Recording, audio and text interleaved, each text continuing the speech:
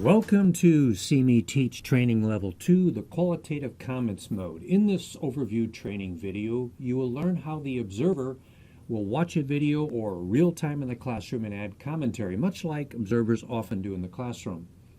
But in this case, the comments are time-stamped with a category label, and the comments are also video linked. There's also a search and find function by the category label, and you will learn that from 1 to 4 team members can make and add comments to the observation. For this training lesson, I'm going to show you how to use the qualitative comments mode to add comments to an observation. First, we have to create a new observation. In this case, it's going to be a video-based observation. I have copied and pasted my URL into the window, chosen myself as the teacher, and I want to add a seating chart for this lesson. So I'm going to save and continue, go up to seating chart. And for this lesson, I know I have 5 avatar students, and they are seated as follows. So I'm going to click on the student icon until it turns blue, add the student numbers, and click Save and Start. It's a qualitative observation. I'm going to use a standard set of buttons, and now I'm going to begin the observation.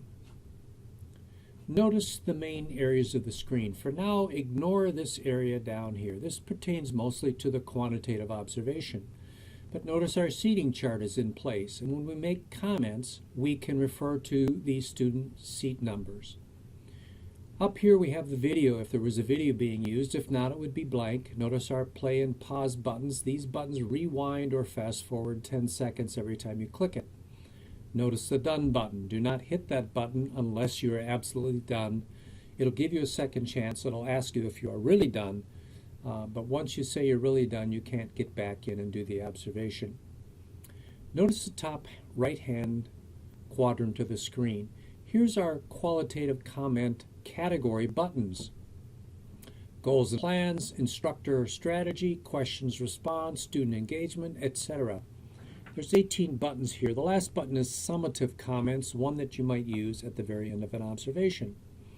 Now, how do you use this? Well, first you play the video by pressing play. And then I'm going to let it go. But before I do that, I want all of you to write on your paper. Now we can stop the video hitting pause, or we can stop the video by clicking on a green comment button. As a novice, if you see something that you would like to remark on and make a comment about, you may hit pause first and then go up and choose the appropriate button.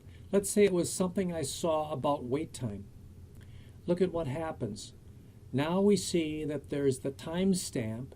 We see that category that we clicked on labeled here, and now we can type a comment about what we saw. And I could say something like, I noticed you are using very little wait time. How might you increase your wait time? So a comment and then a question posed to that teacher. Now when we are done typing our comment, we simply go back and press play. And when we see something that we want to comment on, we go over to the appropriate comment button, such as student thinking. Notice it leaves a timestamp, the category label, and then I can type my comment in the box here about student thinking. Sean, who is the little redhead up in the front right, student number 5 on your seating chart, Sean has an interesting idea about momentum. He holds a common misconception.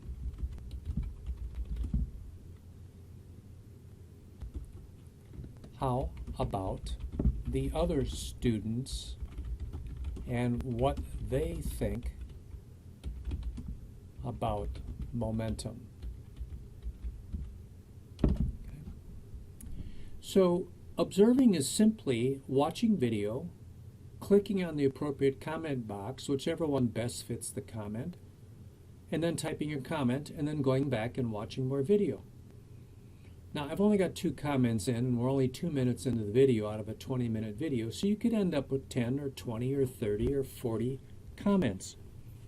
But at this point, I'm going to press done. Now watch what happens. Okay? It gives you a chance to say, are you really done? Well, yes, I'm really done. Because if I click yes, I'm done, I cannot go back and make any more comments ever. Now notice we have a find, a next, and a previous button. And those buttons allow us to search and locate comments of a particular label. Our labels here, my two comments that I made for demonstration purposes, were wait time and student thinking. If I click find and I click on student thinking, it'll take me to the first comment I made that has a label of student thinking. And it will play the video associated with that. In fact, it will rewind the video 30 seconds ahead of this timestamp, so the video contains all of the action related to that particular comment. If I click next, it will locate in my column of comments the next one with the student thinking label.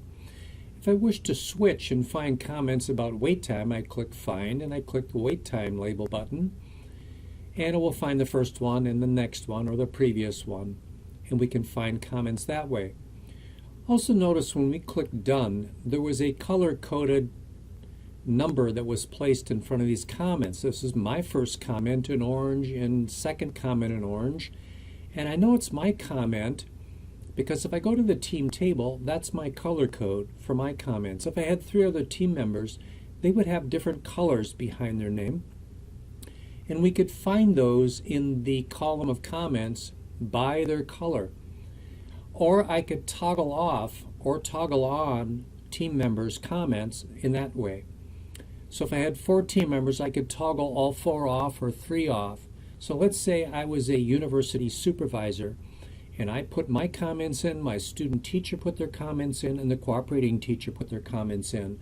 I could isolate and locate any team member's particular comments in that manner. That concludes an explanation of some of the main features of the qualitative mode.